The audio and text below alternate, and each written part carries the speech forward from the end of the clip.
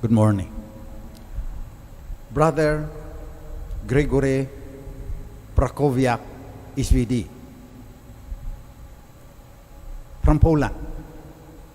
Religious brothers also pronounce the vows of poverty, vow of chastity, and vow of obedience. But they are not ordained to dispense the sacraments, like say Mass and hear confessions. You need to be very humble to join the SBD as a brother. Work in menial jobs sometimes, but many of them are now engineers and doctors. They have been sent to school to help the priests in other jobs so that the priests can concentrate on the spiritual aspect of the faith. So Brother Gregory worked in the printing press of the SVD. During the time, the Nazis from Germany, the minions of Hitler, occupied Poland. So Brother Gregory and the others working in the printing press fought by printing flyers and other forms of communication, printed forms, to protest against the abuses and the occupation of the Nazis.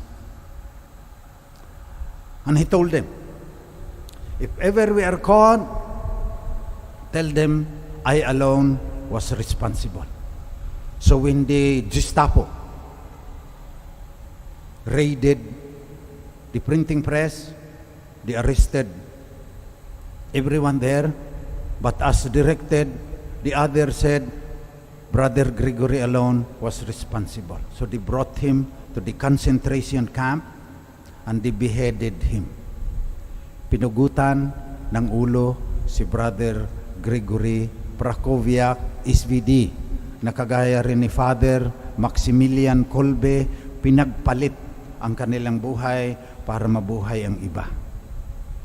No one has greater love than this, to lay down one's life for one's friends. That is a special calling. Ilan lang naman yung mga heroic, yung mga bayani na tinatawag na ipalit yung buhay nila para sa buhay ng ilan. Kaya tayo, bilang pagsunod, this, I command you, love one another.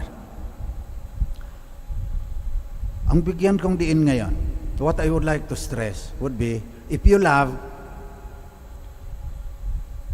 you have to find out what love is. In Greece, during the olden times, they distinguished different kinds of love. First, of course, is eros, that's romantic love between man and woman. Storge is the love of children for their parents. Filial devotion.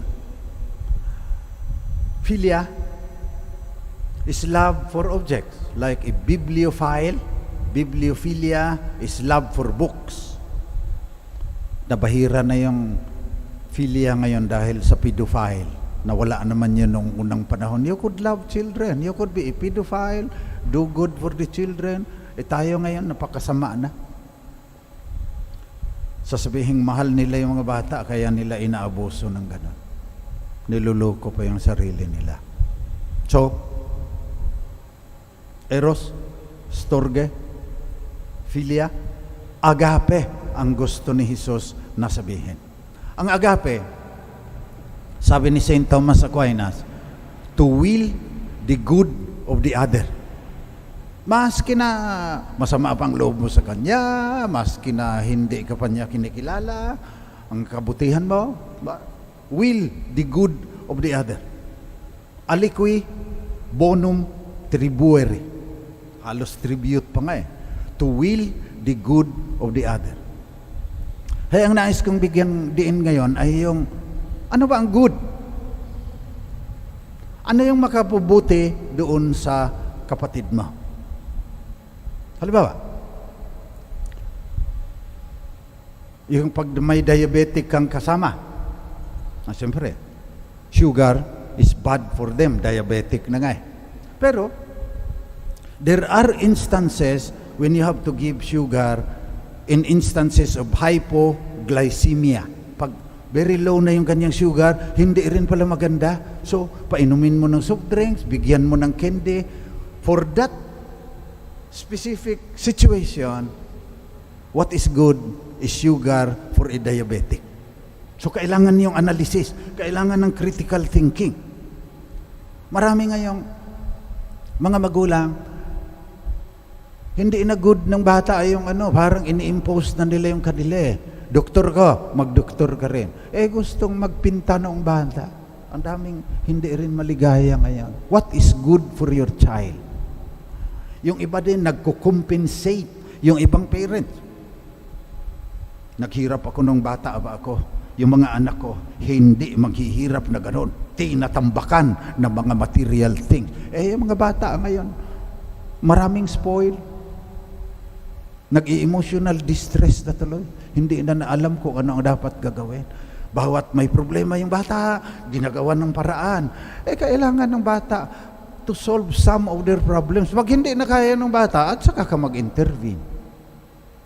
Pero yung overprotective ka, yung tinatambakan mo ng mga gadgets, hindi maganda para sa mga bata. Yan, hindi pagmamahal yan. Kaya kailangan i-analyze natin. Ano ang maganda para doon sa minamahal natin. Kaya, halimbawa, sa ALS, yung mass every Sunday, gusto ng SBD, sa mga intentions, mga ALS. Ang dami nating milyon ang out of school youth natin. Inanalyze ng World Bank. So, kailangan nila ng education. Pero, ang dami pa rin nagda-drop out. Drop out na nga, nagda-drop out pa rin. So, kailangan ng pangkabuhayan. Kaya may sandiwaan, pangkabuhayan, para yung good para sa ALS, hindi lang kulang ang education lang, kailangan may pangkabuhayan. So yung pagsuri kung ano yung good ang ating ipagdasal ngayon. Na hindi yung iniisip lang natin, hindi naman pala tama, hindi naman good para doon sa bata, pinipilit natin. Yung mga maralita, inuutusan din tayo na mahalin natin. Ano ang kanilang pangangailangan? Ayuda ba na walang katapusan? Kaya ba natin yung walang katapusang ayuda? Maganda ba sa kanila yan? Kung masanay na lang yan, na maglupasay na lang dyan, dahil tinutulungan naman natin. So, kailangan ng ayuda, kailan? At hanggang kailan? This, I command you, love one another. And in order to love correctly, we have to analyze what is good for the person we love. At hahabaan ang istorya, hindi na natin tatalakayin. What is the common good? Kung mamahalin mo yung lipunan, yung bansang Pilipinas, makabayan, sabi ng DepEd, value yan. Paano ba mamahalin yan? Natapalan ka lang ng 3,000 piso, pipiliin mo na si Kong. Alam mo, magnanakaw yan para mabawi yung 100 million na ginasta niya eh. Common good ba yan? Utos ba ng Panginoon yan? So, magdasal tayo ngayon sa misang ito. We have to obey the command to love as He did. Nung una, love your neighbor as yourself. No. May bago ngayon. Love your neighbor as Jesus loved you. So bilang pagsunod yan, kailangan yung good.